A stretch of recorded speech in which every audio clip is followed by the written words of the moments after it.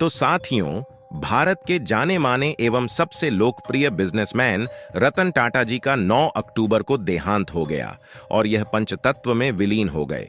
9 अक्टूबर देर रात को करीब 11 बजे यह खबर सामने आई कि टाटा ग्रुप के मानद चेयरमैन रतन टाटा जी ने दक्षिण मुंबई के ब्रीच कैंडी अस्पताल में अंतिम सांस ली। इसके बाद 10 अक्टूबर को देश के सभी लोगों की आंखें नम थीं,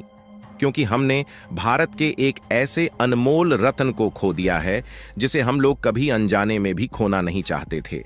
फिलहाल जैसे तैसे करके लोगों ने नम आंखों के साथ 10 अक्टूबर को महान व्यक्तित्व रखने वाले रतन टाटा जी का राजकीय सम्मान के साथ अंतिम संस्कार किया।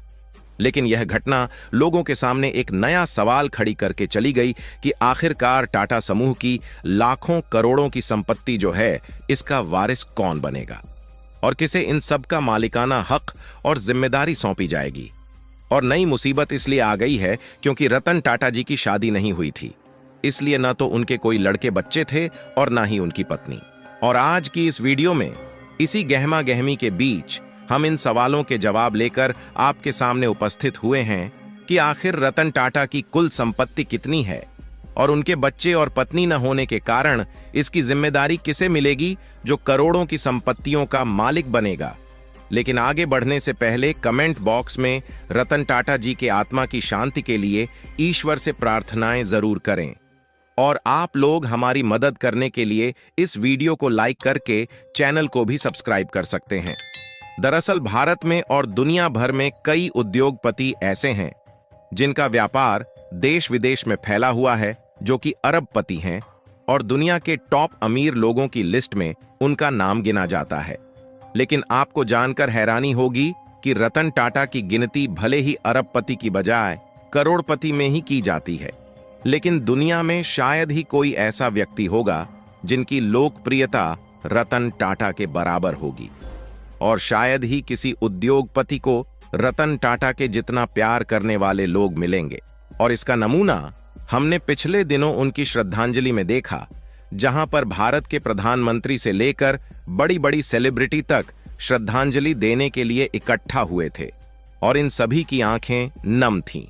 और यकीन मानिए दोस्तों, जब हम और आप लोग इसे लाइव देख रहे थे तब हम लोगों की भी आंखों में आंसू के अलावा और कुछ नहीं था, क्योंकि हमने ऐसे उद्योगपति को खो दिया जो कि हमारे लिए मार्गदर्शक और सच्चे देशभक्त थे। लेकिन रतन टाटा जी के द्वारा भारत माता की इस पावन धरती को छोड़कर चले जाने के बाद यह सवाल खड़ा हो गया है कि आखिर उनकी संपत्तियों का वारिस कौन बनेगा, जो कि करीब 34 लाख करोड़ रुपए के विशाल टाटा समूह के कारोबारी साम्राज्य के मैनेजमेंट में उनकी जगह पर कमान संभालेगा। क्योंकि रतन टाटा जी ने अपने जीवन में काफी सारा काम किया और यह लोगों के दिल पर राज करते हैं और काफी ज्यादा सक्सेसफुल भी रहे हैं। लेकिन ये जीवन में एक ही काम नहीं कर पाए और वह थी शादी। रतन टाटा का कहना था कि ऐसा बिल्कुल भी नहीं है, इन्हें शादी करके घर बसाने का शौक नहीं था, बल्कि ये भी अपने परिवार को आगे बढ़ाना चाहते थे। और इन्हें जीवन में लगभग 4 बार प्यार भी हुआ था, लेकिन किसी कारण बस इनकी शादी नहीं हो पाई, जिसके कारण तमाम लोग अलग अलग तरीके से कई लोगों की अटकलें लगा रहे हैं जो कि टाटा समूह की संपत्ति के मालिक बनेंगे और उनकी कमान संभालेंगे। लेकिन सच्चाई तो यह है कि रतन टाटा जी ने अपनी रिटायरमेंट के बाद साल 2017 में, यानी कि आज से लगभग 5 साल पहले ही यह प्लान बना लिया था कि उनके ना रहने के बाद टाटा समूह का वारिस कौन बनेगा। हालांकि समस्या वाली बात यह है कि यह जानकारी बहुत ही कम लोगों को मालूम है कि रतन टाटा ने इसका प्लान पहले से ही बनाकर तैयार किया था।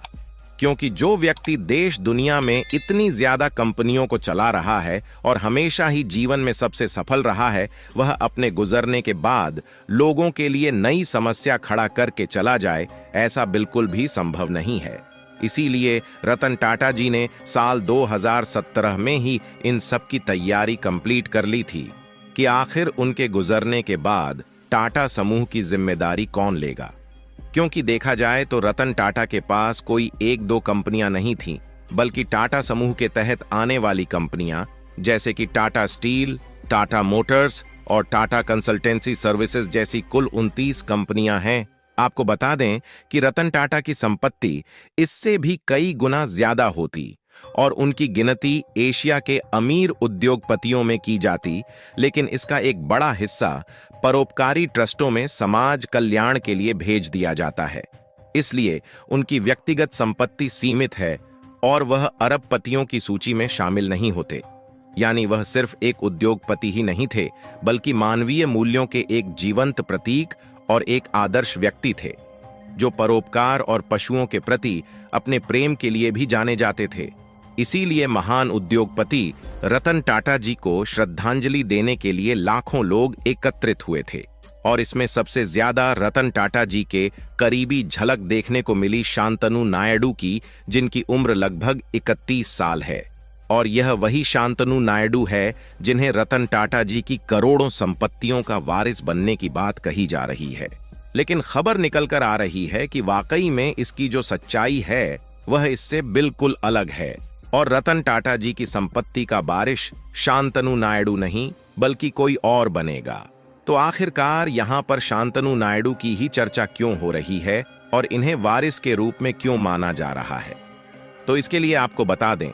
कि टाटा ट्रस्ट के युवा जनरल मैनेजर शांतनु नायडू को रतन टाटा ने अपना सबसे करीबी मित्र माना है और इनके साथ अपने बेटे जैसा व्यवहार किया है। और यह रतन टाटा जी के इतने करीबी थे कि इनसे ज्यादा गहराई से रतन टाटा जी को कोई और नहीं जानता था। हालांकि रतन टाटा जी ने नायडू जी को वारिस होने का कोई भी लिखित प्रमाण नहीं छोड़ा है। यहां पर केवल लोगों के द्वारा अटकलें लगाई जा रही है कि शांतनु नायडू को इसका वारिस होना चाहिए, क्योंकि टाटा समूह की आर्थिक विरासत को यह बहुत आगे ले जा सकते हैं। फिलहाल ये लोगों के द्वारा कयास लगाए जा रहे हैं, लेकिन इसकी जो सच्चाई है वह ये है कि टाटा ग्रुप ने रतन टाटा जी के रहते हुए पहले ही उत्तराधिकार की योजना तैयार कर ली थी। इसीलिए रतन टाटा की परमिशन से एन चंद्रशेखरन 2017 से होल्डिंग कंपनी टाटा सन्स के अध्यक्ष के रूप में काम कर रहे और इनके परिवार के अन्य सदस्य व्यवसाय के अलग अलग जिम्मेदारियों को निभा रहे हैं और यही लोग फ्यूचर के लीडरशिप के लिए संभावित उम्मीदवार हैं। आगे चलकर अलग अलग कारोबार को लेकर उनके परिवार के लोगों द्वारा ही लीडरशिप की भूमिका निभाने की उम्मीद है,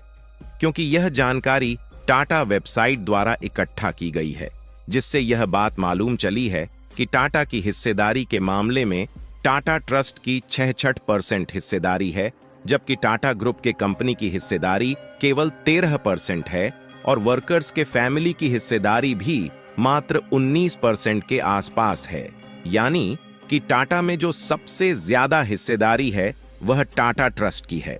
और ऐसे में यह बात सामने निकल कर आई है कि टाटा ट्रस्ट की जो लीडरशिप है उसको पिछले कई सालों से टाटा फैमिली के लोगों द्वारा ही संभाली जा रही है, जिसके मुताबिक सौतेले भाई नोएल टाटा चेयरमैन पद के सबसे मजबूत दावेदार हैं। रतन टाटा के सौतेले भाई नोएल टाटा अपने पारिवारिक संबंधों और ग्रुप की कई कंपनियों में भागीदारी के कारण टाटा की विरासत को आगे बढ़ाने के लिए एक मजबूत दावेदार है और उनकी रिटायरमेंट के बाद उनके बच्चे आगे चलकर विरासत को आगे बढ़ाएंगे और यही उम्मीद पूरी तरह से ठीक साबित हो रही है। और आप लोग रतन टाटा जी को कमेंट बॉक्स में श्रद्धांजलि देकर इनके गुजरने के बावजूद भी पल को यादगार बनाइए, क्योंकि हमने भारत के एक अनमोल रत्न को खो दिया है। और सही जानकारी लोगों तक पहुंचाने के लिए वीडियो को एक लाइक करके अपने मित्रों तक शेयर जरूर करें। इसी तरह और भी नॉलेजेबल वीडियो पाने के लिए चैनल को सब्सक्राइब करके बेल आइकन को ऑल पर जरूर सेलेक्ट कर लीजिए।